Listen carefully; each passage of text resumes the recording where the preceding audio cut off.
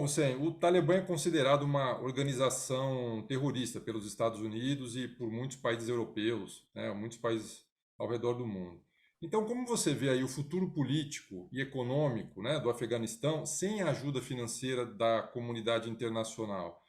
A tua pergunta, ela, na verdade, encapsula diversas outras perguntas a respeito do futuro do Afeganistão. Eu seria bastante prudente e esperaria o cenário decantar para fazer um diagnóstico muito mais completo e muito mais profundo.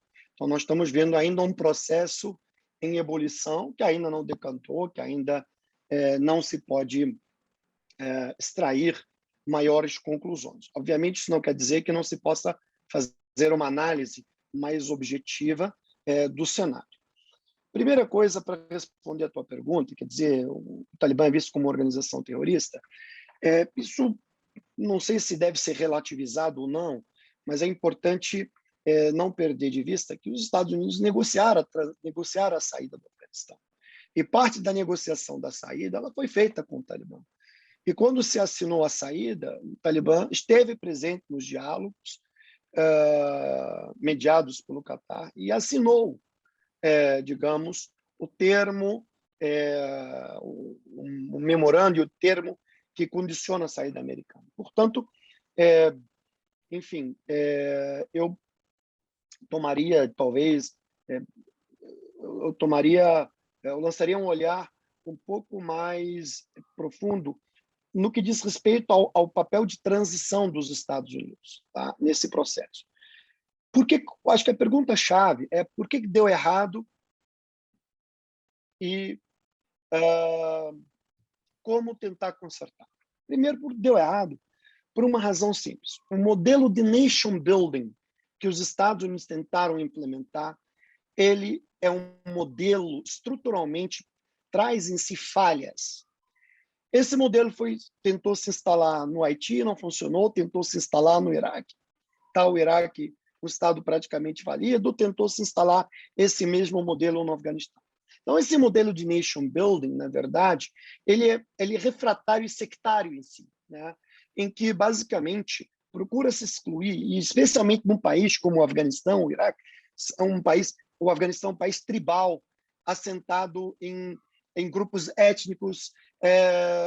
Então, se você não tenta costurar um modelo de nation building que aglutina todos os estamentos daquela sociedade, a tendência no longo prazo é que esse modelo falhe, especialmente se ele excluir uma parcela que tem uma grande legitimidade muito poderosa. E isso que aconteceu. Quer dizer, no primeiro momento, que era o combate ao terrorismo, que, em certo sentido, sim, ajudou a desmantelar a Al-Qaeda, sim, eliminou da governança do Afeganistão um grupo fundamentalista, extremista e quase anti-humanitário, eu diria anti-humanitário, no sentido, analisando os direitos humanos, né? Agora, o modelo de nation building ele foi desestrutural. Tá? E aí excluiu-se o Talibã, que é uma força muito arraigada na sociedade, uma força popular, que tem legitimidade, e incluiu-se apenas uma parcela que convergia com a percepção americana sobre o modelo de nation building. Aí tem uma outra etapa. As lideranças que foram trazidas não eram lideranças populares que gozavam, digamos, de densidade de apoio popular. Foram lideranças no exterior, do exílio, que foram instaladas no poder. Não se permitiu a criação de partidos políticos, não se permitiu a criação de instituições que em todas as representações podiam estar ativas e atuantes. Então, montou-se um modelo de nation building baseado na democracia, na liberdade, que são referências importantes, mas os condicionantes para que esse modelo funcione não ocorreram. Pela não inclusão de determinadas tribos e determinados grupos étnicos. Isso, basicamente, levou o modelo a correr. E aí, para concluir essa primeira parte da resposta, uma liderança instalada no poder, e aí basicamente tutelada, porque a gente entra além do modelo de nation building, entra na análise dos regimes de tutela, né? Como é que funciona a tutelagem internacional, que é feita, às vezes, no direito internacional via Nações Unidas, né? Ou a tutela internacional é feita a partir de uma potência tutelária que se instala ali. Então, os Estados Unidos cometeram o erro, na minha avaliação, de instalar lideranças não legítimas, que na hora que eles saíram, essas lideranças tiveram que ir embora, porque não tinha um esteio popular, né? Então, isso é importante ter. E a presença desse modelo, ou a perenidade desse modelo, só é possível quando a potência tutelária permanece no território sem prazo para retirada, ou seja, quase que ad eterno. Tem que estar lá. Saiu, cai. É isso, né? E injetando recursos, porque também se tu para de injetar recursos, né, o teu sistema também acaba erodindo. A saída americana em si está equivocada? Eu acho que a saída em si, o pessoal está fazendo análise da saída, está errado, não está errado. A questão não é saída. Eu acho que o modelo que permitiu que o Talibã voltasse ao poder, a saída está coerente e correta dentro do que foi proposto, tá? Desde o governo Obama. E passou o governo Trump e chegou ao governo Biden, que era uma retirada escalonada, gradual, né? E uma retirada que era demandada pela população e muito querida pelo Pentágono. O Departamento de Defesa das Forças Armadas Americanas queriam sair de lá, né? Então, na verdade, o Biden está concluindo a última fase desse processo. E era óbvio que, ao concluir essa fase, os americanos tendo que se retirar, né, o modelo ia cair. O Talibã tomou o país em 14 dias, 2 semanas.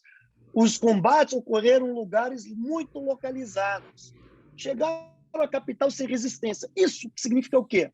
Que já havia um acordo pré-costurado com as forças de segurança, entendeu? Com determinados estamentos e instituições, né? Para que eles pudessem tomar o poder. E os americanos sabiam que isso aconteceria.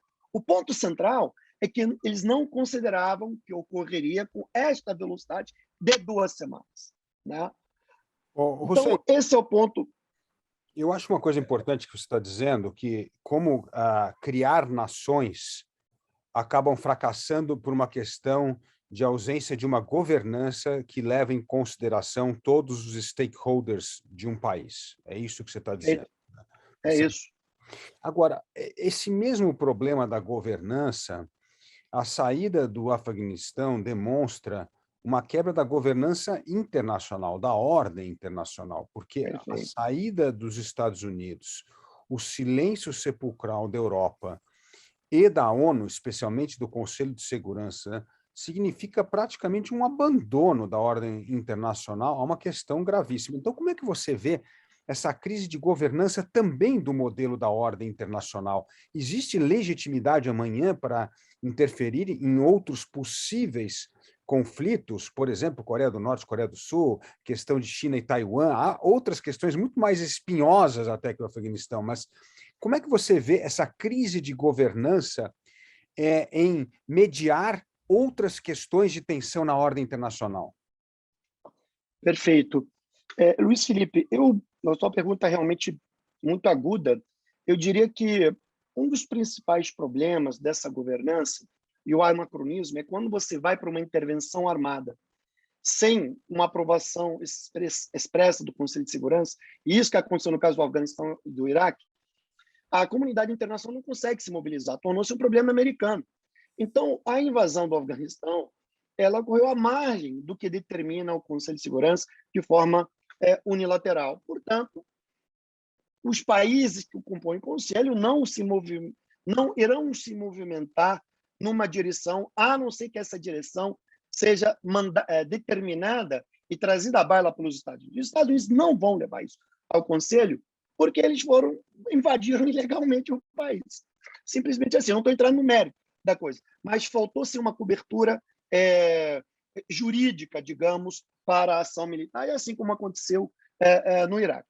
Mas aí a tua pergunta me leva a pensar o seguinte: os americanos também, quer dizer, as características da ordem internacional estão em processo de transformação. A geopolítica não é estática, ela sempre está em constante movimento, às vezes mais acelerada, às vezes mais lenta.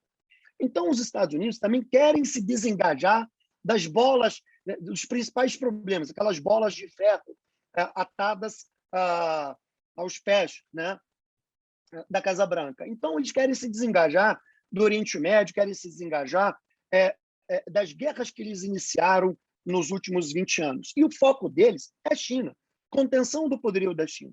Esse processo de contenção não poderia ocorrer de forma eficaz se eles seguissem presos ao Iraque, presos ao Afeganistão, presos a outros temas que não mais servem como um elemento de propulsão de seu poder para conter o avanço do poder chinês economicamente no mundo. Os temas da ordem internacional, quer dizer, a próxima, e aí que vão exigir muita governança, serão dois. Esses são os temas dominantes. Mudança climática e inteligência artificial. A política externa dos países vai girar em torno disso. E, é claro, em torno da economia, a bioeconomia, né? Mas esses serão os temas fundamentais. Então, como a ordem internacional está caminhando para ter como pilares dominantes outras variáveis, né? O processo de governança vai ter que se adaptar. E eles não terão condição de participar num processo de governança amplo para fazer espelho à China se seguirem perdendo energia e dinheiro nesses lugares que não mais agregam estrategicamente nada. O Afeganistão não agrega nada. Daí alguém pergunta, e isso me perguntaram numa entrevista, mas aí o terrorismo vai voltar. Ora, o terrorismo cresceu mais ainda depois da invasão ao Afeganistão e o Iraque. Olha o Estado Islâmico, olha a Jabhat al-Nusra, olha o que aconteceu na Síria. Então, o fato deles saírem de lá não quer dizer que o Talibã vai ser o berço da Al-Qaeda. Pode até ser, não sei, mas a Al-Qaeda está instalada na Líbia hoje, operativa na Líbia, está na Síria, está no Iêmen, entende? O Estado Islâmico está na Líbia, está no Iêmen. Portanto, não é que a saída deles vai elevar. O que ela pode fazer é, sim, fazer que um grupo seja trasladado da Líbia para o Afeganistão. É só isso, mas não no sentido de recriação de algo que já está existindo. Agora, Hussein, você, como não só um grande conhecedor de relações internacionais, mas da história, sabe muito bem que as grandes crises da ordem internacional surgem exatamente nesses momentos de transição da ordem internacional, certo? Essa transição é que causa ruptura, que parece que a velha ordem está perdendo a legitimidade e a nova ordem ainda não se formou. Então, como é que você vê esse período de travessia para uma nova governança num momento de tensão no mundo, crescendo tensão, inclusive por causa do populismo, por causa de conflitos regionais? Voltamos quase ao século XIX de interesses nacionais sobrepondo, né, aos interesses da ordem mundial. Como é que você está vendo esse momento de transição, num momento delicado e de aumento de tensão na ordem internacional, e como é que nós vamos atravessá-lo? Perfeito. Olha só, vamos dizer, essa passagem vai depender muito do grau de rivalidade China e Estados Unidos. A gente está fazendo uma transição de uma ordem quase unipolar, de um país que ficou hegemônico desde 1990 até digamos, o ano passado, né? E uma ordem ditada de forma pela supremacia euro-americana. O que nós temos hoje é uma transição, deslocamento, né? Deslocamento do centro gravitacional das relações internacionais, né? Deslocamento do centro gravitacional do eixo euro-americano para a Ásia. É ali que vai se jogar a grande política mundial, né? Muito bem. Entra a China. A China já não aceita a tese de poder emergente, né? Ou rising power. A China não aceita mais. A China quer ser reconhecida como superpower, entende? E aí que está o grande embate. Então, o que a China quer é a legitimidade do reconhecimento, especialmente americano, de rising power. Não é de rising power, é de superpower. Muito bem. Eu queria trazer aqui para reflexão o encontro que o Tony Blinken teve com o chanceler chinês. O primeiro encontro foi no Alasca. E qual foi o tom da conversa? O chanceler chinês, depois do Blinken, fez várias considerações sobre Taiwan, Hong Kong, influência da China aqui e ali. O chinês foi categórico: vocês não estão mais em condição de falarem conosco desta maneira. Nós somos uma superpotência. Isso revela o quê? Que a China também muda instrumentalmente seu formato de atuação.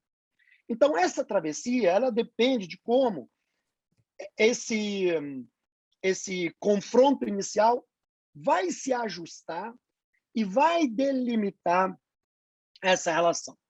E daí tem duas leituras. O Kissinger entende que a relação de interdependência econômica entre Estados Unidos e China é tão grande que não interessa a nenhum dos dois ir para o que se chama, na visão de Clausewitz, guerra total. Guerra total é guerra de aniquilação.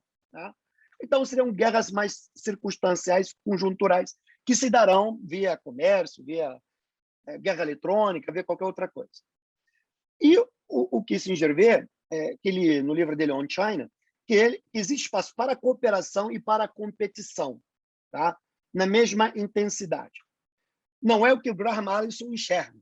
Ele enxerga que toda superpotência não aceita a existência de outra, e quando ela não aceita, pode levar 10, uma década, 2, 3, 4, 5, elas estarão fadadas ao conflito total. Vão entrar em guerra.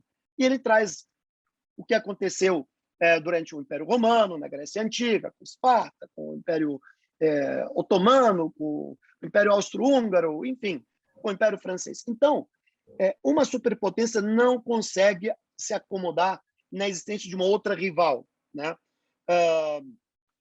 Tentando tolir o seu poder. Então, esse processo ele vai levar pelo menos uma década para ganhar contornos mais reais. Adicionalmente a esse ponto, o sistema multilateral, Luiz Felipe, porque o sistema multilateral é o parlamento internacional, né? E ali é onde você vai estabelecer as regras da governança, vai estabelecer se o mundo estará baseado em leis ou não, você vai definir, né, o regime do sistema internacional, seu funcionamento. Portanto, hoje a China, das 15 agências internacionais, Nações Unidas, OIT, OMS, China ocupa a direção de 4. Né? No vácuo do Donald Trump, que desvalorizou o sistema multilateral, deixou um vácuo de poder, a China foi tomando conta. Quase que ocupa a 5ª organização. Seria 1/3 praticamente de 15, 5, né? 1/3. Então, isso é muito relevante. Ou seja, a China vai ser um ator que vai, sim, modular o funcionamento do sistema internacional. E isso traz 2 pontos de inflexão para os Estados Unidos, que é o poder hegemônico, que está sendo desafiado. Né? Capacidade dos Estados Unidos forjarem coalizões. Os Estados Unidos sempre foram muito bons, desde a Segunda Guerra, em forjar coalizões. E toda vez que forjaram coalizões, ganharam. Né? Mas não tinham contendor. Hoje, formar coalizões vai ser um desafio grande para eles. Formaram coalizões contra a União Soviética, sim, mas aí o mundo era dividido em 2, não havia complementariedade. Por isso que a rivalidade China-Estados Unidos não pode ser comparada à rivalidade Estados Unidos-União Soviética, porque eram 2 modelos diferentes economicamente, não havia interdependência, não havia complementariedade, e era apenas baseado na corrida armamentista. E na transferência ideológica. A União Soviética transferia modelo ideológico instalado naqueles países. A China não está preocupada, ela quer expandir o comércio com o Brasil, com a Argentina, enfim, até com os Estados Unidos, com o México. Ela não está interessada em exportar o modelo ideológico dela, pelo menos até o momento. Tá, entende? Então, não tem. Então, os Estados estão tendo que lidar com um rival muito diferente, um rival que compete praticamente com as mesmas armas. Né? E nós nunca vimos na ordem internacional 2 superpotências com a maximização máxima dos 3 vetores que determinam o poder de uma nação: poder militar, poder econômico e poder tecnológico. O Império Romano não tinha um poder econômico, que nem que a China e os Estados Unidos têm. O Império Romano não tinha o poder militar que esses 2 países têm. E não tinha o poder tecnológico que esses países têm. Então, uma rivalidade muito complexa que jamais vista na história. Né? Por essas variáveis. Hoje, os Estados Unidos são responsáveis por 20% da economia mundial, né? O 25%, e a China quase igual, está ali. Ou seja, os dois, no mínimo, representam 40% da economia mundial. Ou seja, não há como ter a formação de uma nova ordem geoeconômica sem passar necessariamente pelos interesses financeiros, econômicos, comerciais de China e dos Estados Unidos, né? E aí, vou para o segundo ponto, que eu falei, formação de coalizões. Outro desafio que os Estados Unidos vão ter é o regime de sanções. Então, os Estados Unidos, de forma unilateral, sempre trabalharam quando eles querem conter um adversário geopolítico, mas eles não são capazes de mudar a equação pela guerra, eles adotam as sanções unilaterais para forçar essa mudança, né? E, normalmente, o regime de sanções que eles aplicam é com países cujo qual eles têm baixa complementaridade econômica, para que isso não afete as suas empresas, né, a sua base produtiva.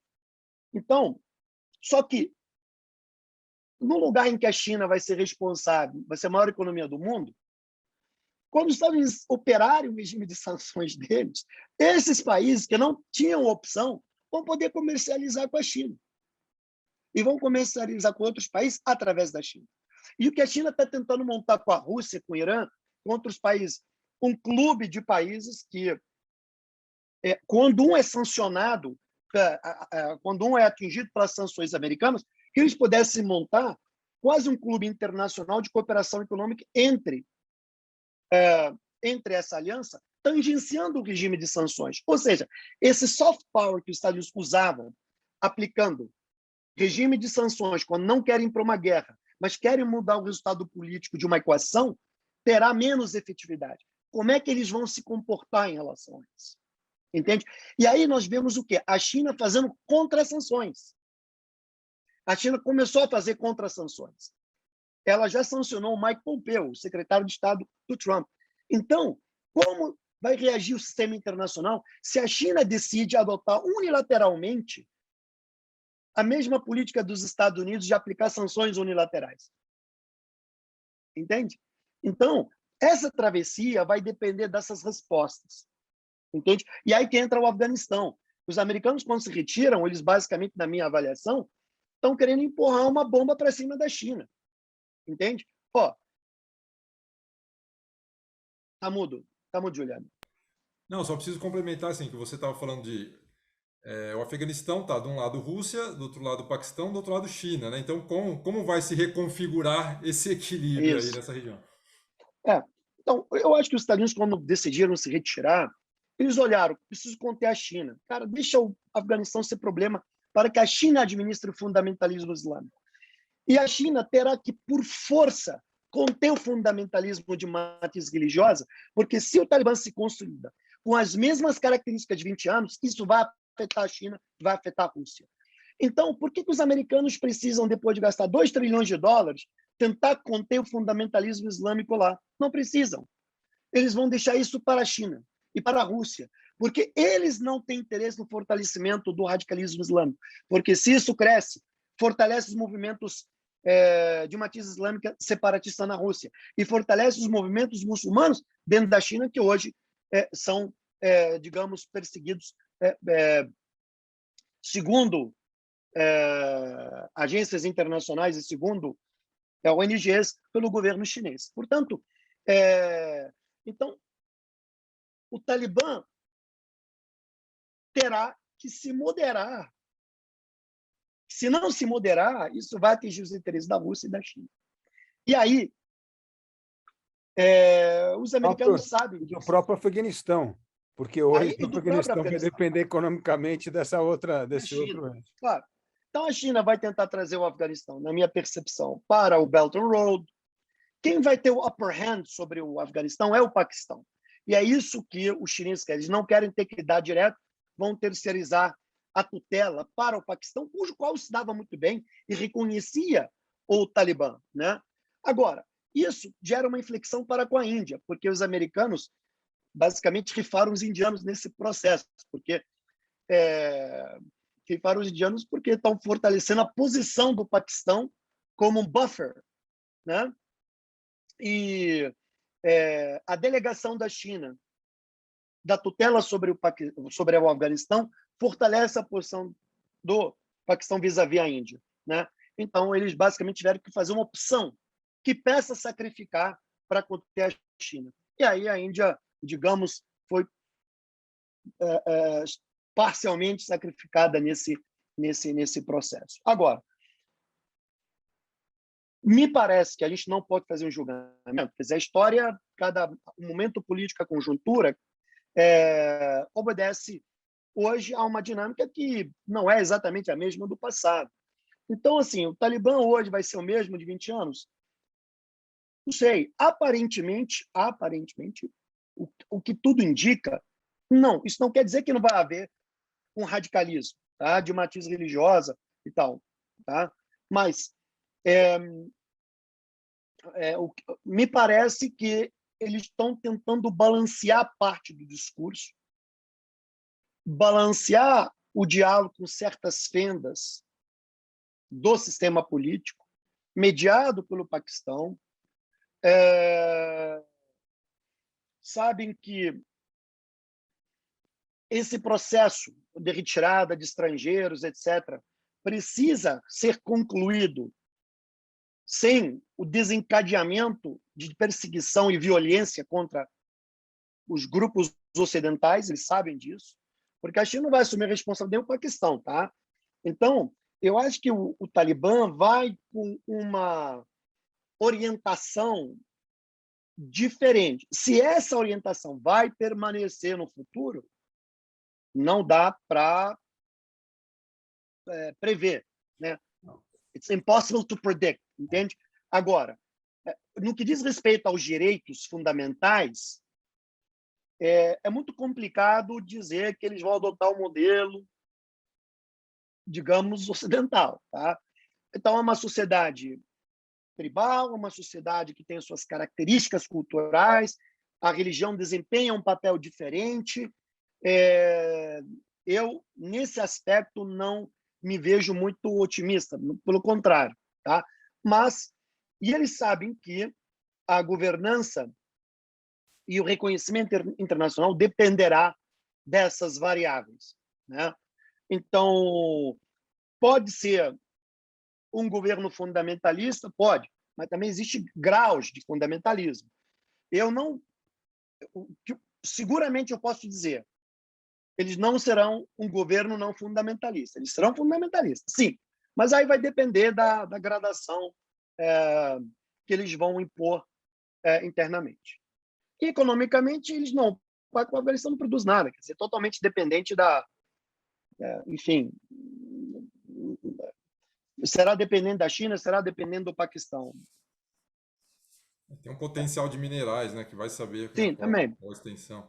Só uma última questão, se me permite, rapidinho, é a questão Claro. dos refugiados, né, que está se falando muito. Se o Brasil, por exemplo, deveria conceder, você imagina que isso vai ser feito, conceder algum tipo de status privilegiado, alguma coisa do tipo, e outros países também devem se mobilizar nesse sentido? Bom,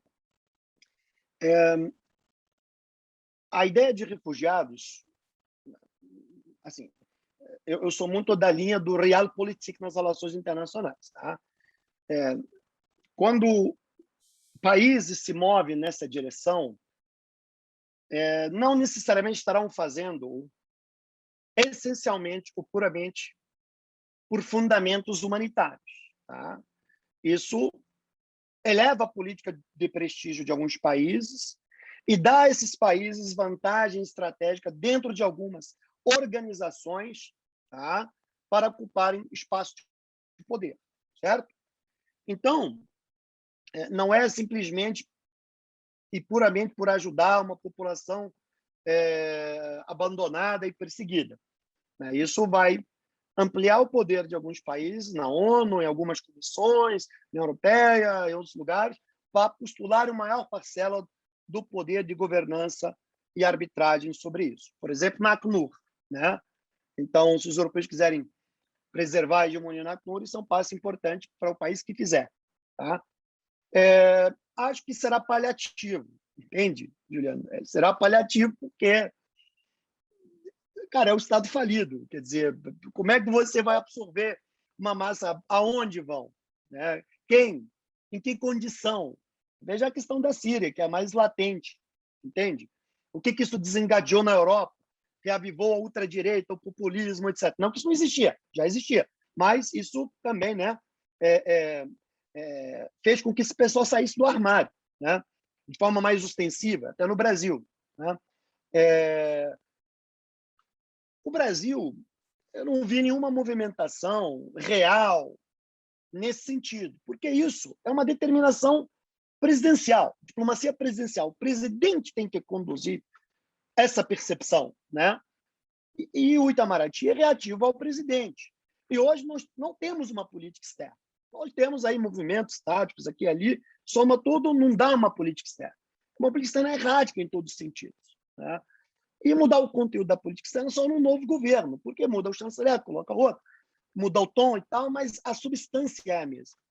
Isso foi uma proposta, me parece que foi feita na Câmara dos Deputados pelo presidente da Comissão das Relações Exteriores da Câmara dos Deputados, deputado Aécio Neves, se não me engano, tá? Posso estar equivocado, mas eu vi que uma proposta que saiu do parlamento no primeiro momento. E eu não sei se o Poder Executivo acolheu e como matizou essa demanda. Eu não consigo ver o presidente da República se engajar disso, porque isso aí tem 3 interfaces. A primeira dela que é a diplomacia presidencial. O presidente não é afeito nem à diplomacia e muito menos ao comportamento presidencial. Então, diplomacia presidencial, quando você assume a ponta de lança do processo de formulação e de execução. Então, eu não vejo o presidente imbuído desse processo, tá?